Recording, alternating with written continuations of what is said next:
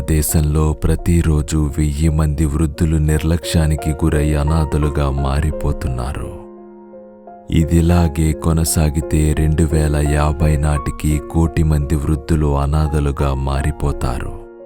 నవమాసాలు కని పెంచి విద్యాబుద్ధులు నేర్పి తమ సర్వస్వాన్ని దారపోసి దారి చూపిన తల్లిదండ్రులు వృద్ధాప్యంలో శారీరక మానసిక హింసకు గురై వివక్షకు గురై నా అని నమ్మినవారే నిర్దాక్షిణ్యంగా ఇంటి నుండి గెంటివేస్తే అనాథలుగా మారి అత్యంత దయనీయమైన పరిస్థితుల్లో జీవితమే భారంగా మృత్యువే శరణ్యంగా నరకయాతన అనుభవిస్తున్న వృద్ధులు ఎందరో మరెందరో.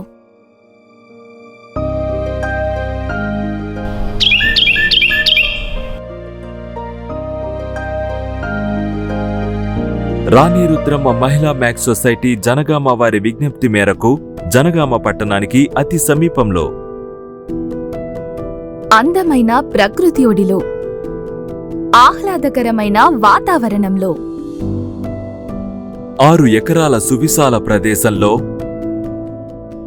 అధునాతనమైన సదుపాయాలతో శ్రీ కోమటిరెడ్డి రాజగోపాల్ రెడ్డి గారు వారి తల్లిగారైన కోమటిరెడ్డి సుశీలమ్మ గారి పేరున స్థాపించిన కోమటిరెడ్డి సుశీలమ్మ ఫౌండేషన్ చైర్మన్ వారి సతీమణి కోమటిరెడ్డి లక్ష్మి గారి పర్యవేక్షణలో నిర్మించబడిన ఆధునిక వృద్ధాశ్రమం Komatireddy Sushilamma women old age home 7 వార్డులతో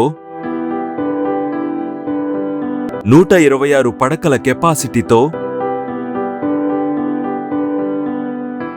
emergency ward, ambulance,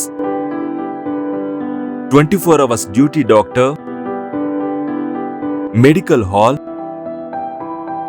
caring staff, dining hall, auditorium,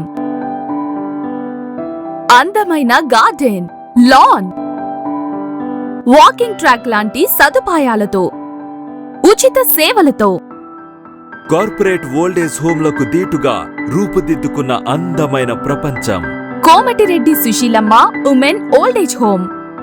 నా పేరు చిరాసున్న, మా దెరవలపాడు గ్రామం.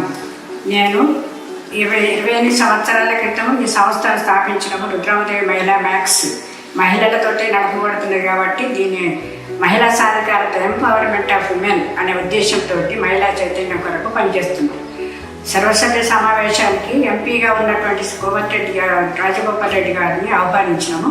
వారు వచ్చిండ్రు. వారిని రిక్వెస్ట్ చేసి మా మహిళలకు వృద్ధులకు మీరు ఆశ్రమం కట్టించాలని నేను కోరినాను. వెంటనే వారు స్పందించి తప్పకుండా కట్టిస్తామా, 3 కోట్లతో కట్టిస్తానన్న వాళ్ళు మహా వైభవంగా ఇంద్రభవనం లాగా ఇంత మంచి గొప్ప ఆశ్రమం కట్టించి నిర్మించిండ్రు. ఈ మా మహిళలు దీనికి ఎంతో సుఖశాంతంతో ఉంటారని నేను ఆశిస్తున్నా.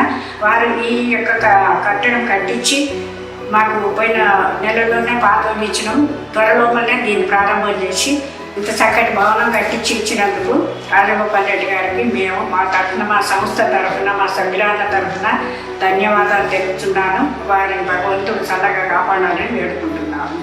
రుద్రమాదేవి మహిళా మ్యాక్స్ సొసైటీ జనగామ జిల్లాలో మాది పెద్ద సొసైటీ. దాంట్లో నేను ముఖ్య కార్యనిర్వహణాధికారిగా విధులు నిర్వర్తిస్తున్నాను. నా పేరు పోగుల కవితారెడ్డి. ఆధునిక వసతులతోటి ఒక 130 మంది పేద మహిళలకు వృద్ధాశ్రమం నిర్మించి ఇచ్చారు.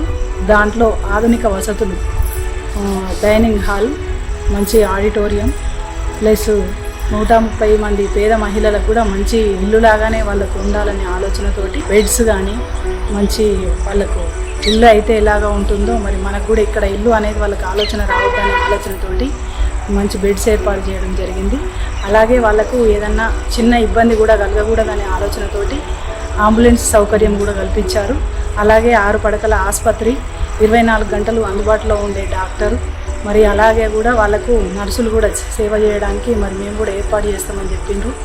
అట్లాంటి అన్ని వారి ఆలోచన ప్రకారం మేము కూడా నడపాలనే ఆలోచనతోటి మాకు సర్వసభ్య సమావేశంలో ఎలాగైతే మాట ఇచ్చారో ఆ మాట ఇచ్చిన ప్రకారం కోమటిరెడ్డి లక్ష్మి గారు కూడా మాకు జనరల్ బాడీ మీటింగ్లోనే ఇది మీకు సభాముఖంగా ఇచ్చేస్తున్నామని చెప్పి ఇంత పెద్ద వసతులతోటి కూడుకున్నది మీకే అప్పగిస్తున్నామని మా సభ్యులందరికీ ఇవ్వడం మాకు అందరికీ ఎంతో సంతోషకరమైన విషయం.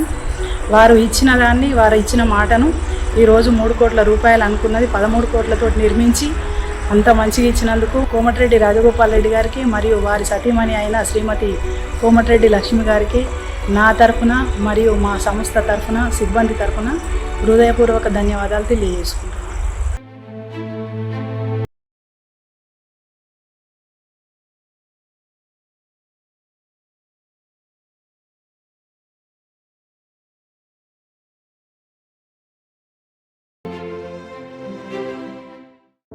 నమస్తే.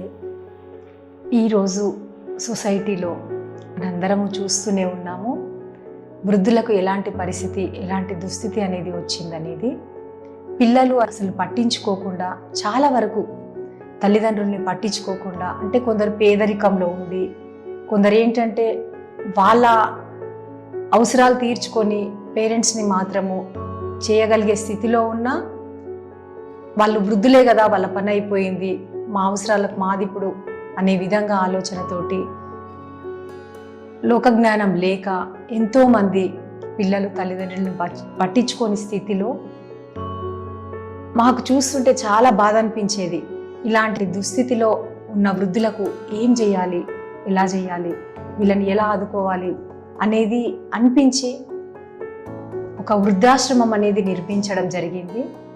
జనగాంలో రుద్రమాదేవి మహిళా సొసైటీ వాళ్ళు మా దగ్గరికి వచ్చి ఒక పేద వృద్ధ మహిళలకు ఒక ఆశ్రమం కట్టిస్తారా అని చెప్పి అడగడం జరిగింది. తప్పకుండా మాకు కూడా ఇంతకు ముందు నుండి కూడా ఈ సమాజంలో జరిగేది, ఈ పిల్లలు చూసుకునే విధానము, తల్లిదండ్రులను చూసే విధానం ఏదైతే ఉందో అది చూసి మేము చాలా వరకు చాలా బాధ అనిపించేది. కాబట్టి వాళ్ళు అడగగానే మేము తప్పకుండా అని చెప్పి ఒక ఆశ్రమాన్ని నిర్మించడం జరిగింది పేద వృద్ధ మహిళలకు. అందులో ఎలాంటి వసతులు సమకూర్చామంటే, వాళ్ళకు మెడికల్ ట్రీట్మెంట్స్కి అయితే ఏంటి, అంబులెన్సు, ఒక హాస్పిటలు, డాక్టర్స్ అవైలబిలిటీ, ఇంకా వాళ్ళకు మంచి ఫుడ్ అందించడానికి మంచి డైనింగ్ హాల్స్, ఆడిటోరియం, వాళ్ళకు కొంచెము కాలక్షేపణ గురించి ఒక ఆడిటోరియం నిర్మించడం జరిగింది. అలా ఎన్నో వసతులతోటి వాళ్ళకి ఎటువంటి లోటు జరగకుండా, వాళ్ళు ఇంట్లో ఎలా ఉంటారో అలాంటి స్థితిలో ఉంచాలని చెప్పి మంచి భావనతోటి మేము అది నిర్మించడం జరిగింది. తల్లిదండ్రులు అంటే భారం కాదు, మన బాధ్యత.